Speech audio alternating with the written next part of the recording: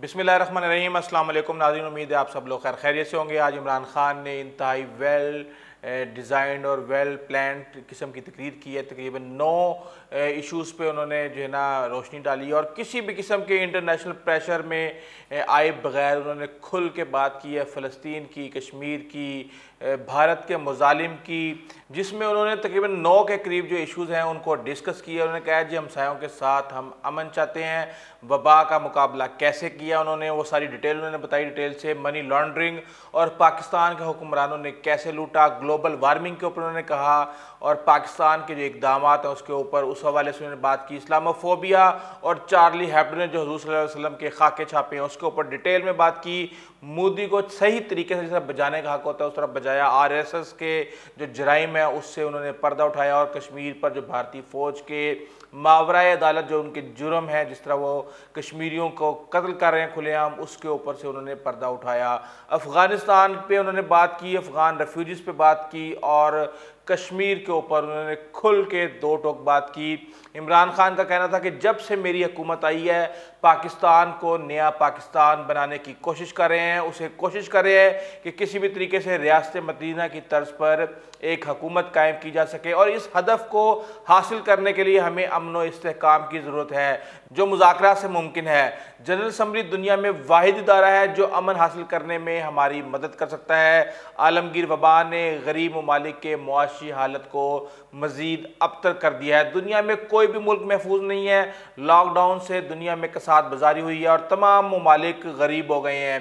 वज़ीर आज़म ने अक़वाम मुत्तहिदा में मसला कश्मीर पर प्रॉपर डिटेल्स उन्होंने इसके ऊपर आवाज़ उठाई। उन्होंने कहा कि मसला कश्मीर की हद तक जनूबी एशिया में पायदार अमन कायम नहीं हो सकता। मकबूजा कश्मीर में इंसानी हकूक़ की बदतरीन पामाली की जा रही है। सिक्योरिटी कौंसिल ने गुज़िश्ता साल 3 बार कश्मीर की सूरत हाल का जायज़ा लिया। हमारी खारजा पॉलिसी का मकसद हम हमसायों के साथ अच्छे ताल्लुकात हैं, मसाइल का बातचीत से हल निकालना है। हम इस मौके पर अमन, इस्तेहकाम और पुरअमन हमसायगी के मकसद को हासिल कर सकते हैं। अगर भारत की फस्ताई हुकूमत ने पाकिस्तान के ख़िलाफ़ कोई भी जहारियत की तो कौम उसका मुँह तोड़ और भरपूर जवाब देगी। आलमी माहिदों की धज्जियाँ बखेरी जा रही हैं, हक़ खुद अरादियत जैसे जो बुनियादी असूलों को कुचला जा रहा है। ये उन्होंने वर्ल्ड पॉलिटिक्स के हवाले से उन्होंने बात की। उन्होंने कहा जी प्रोलिफरेशन हो रही है, फाउंडेशन ऑफ वर्ल्ड ऑर्डर है जो दुनिया में बदअमनी का शिकार हुआ है और इस हवाले से कोई ना कोई काम करना पड़ेगा। भारत ने 80 लाख कश्मीरियों को महसूर करके इजाफी फ़ौज बुलाई है।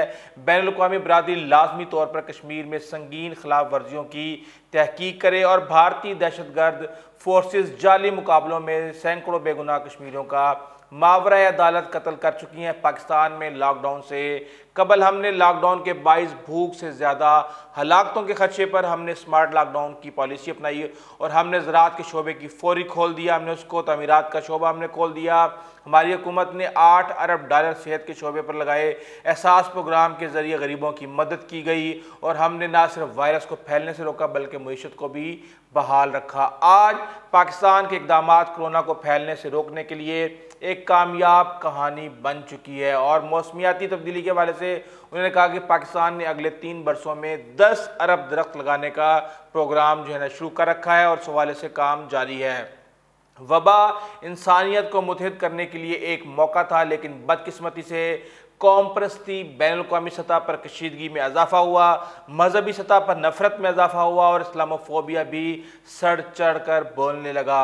हमारे मुक़द्दस जो मज़ारात को निशाना बनाया जा रहा है, हमारे पैगम्बर सल्लल्लाहु अलैहि वसल्लम की गुस्ताखी की जा रही है, कुरान को जलाया जा रहा है, सब कुछ इज़हार आज़ादी के नाम पर किया जा रहा है। और चार्ली हेब्डो ने गुस्ताखाना खाके दोबारा शाया करने की बात की जो कि एक हालिया मिसाल है। दुनिया में भारत वाहिद मुल्क है जहां रियासत की मावंत यानी कि स्टेट की सरपरस्ती के अंदर इस्लामोफोबिया की एक कैंपेन चल रही है। इसकी वजह से RSS के जो नज़रियात हैं, जो बदकिस्मती से भारत में हुक्मरान है, भारत पर तनकीद उन्होंने बिजा तौर पर उन्होंने की। उन्होंने कहा कि इस इंतहा पसंद नज़रिए की तश्कील 1920 की दहाई में हुई और इसके बानी अरकान नाजी नज़रियात से इंतहाई मुतासिर थे। नाजी यहूदियों को निशाना बनाते थे और आरएसएस मुसलमानों को निशाना बना रहे हैं। नाजी यहूदियों को निशाना बनाते थे, आरएसएस मुसलमानों को निशाना बनाते हैं और ईसाइयों को भी निशाना बना रहे हैं। भारत सिर्फ हिंदुओं के लिए है और दीगर बराबर के शहरी नहीं है। वहाँ पे गांधी और नेहरू के सेकुलरिज्म की जगह हिंदू राष्ट्रीय बनाने के ख्वाब ने ले ली है। यहाँ तक कि 20 करोड़ मुसलमानों और दीगर अक़लियतों को ख़त्म करके हिंदू रियासत बनाने की कोशिश की जा रही है। 1992 में बाबरी मस्जिद को शहीद किया गया और 2002 में तकरीबन 2000 मुसलमानों का कत्लेआम वज़ीर आला मोदी की क़यादत में किया गया।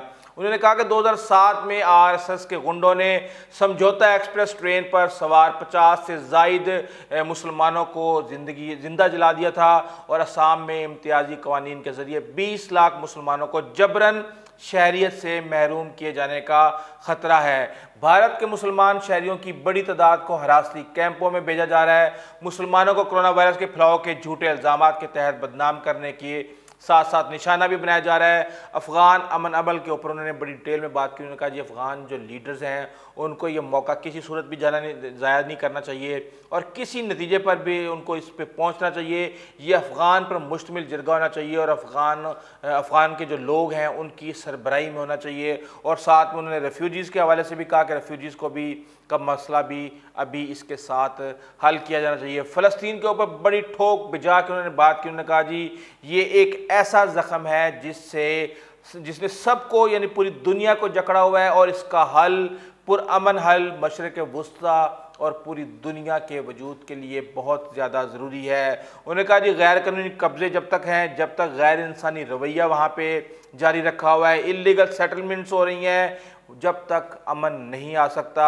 ये उन्होंने कहा ये पाकिस्तान का जो इस वक्त मौक़िफ़ है वो ये है कि 2 स्टेट सोल्यूशन निकलना चाहिए और ये सिक्योरिटी कौंसिल की जो सलामती कौंसिल की जो रेजोल्यूशंस हैं इसका हल उसके मुताबिक होना चाहिए और 1967 यानी प्री 1967 बॉर्डर्स जो हैं उसके मुताबिक होना चाहिए और बैतुल मुक़द्दस और अल शरीफ जो है उसको फ़लस्तीन का कैपिटल होना चाहिए। इमरान खान ने तकरीबन हर इशू के ऊपर रोशनी डाली है, चाहे वो कश्मीर हो, फ़लस्तीन हो, भारत की जो बदमाशी हो, इवन इंटरनेशनल जो हालात इस वक्त चल रहे हैं, जो मुकाबलेबाजी चल रही है, उनको भी उन्होंने बड़े डिसेंट तरीके से उन्होंने कन्वे कर दिया है। और मेरे ख़्याल से ये एक अच्छी तकरीर थी जिसके अंदर उन्होंने बग़ैर किसी प्रेशर के आए, बग़ैर सऊदी अरब के प्रेशर के आए, बग़ैर इसराइल के प्रेशर में आए, बग़ैर अमेरिका के प्रेशर में आए, उन्होंने अपना मौक़िफ़ खुल के बयान किया है और मैं तो समझता हूँ कि ये एक अच्छी तकरीर थी।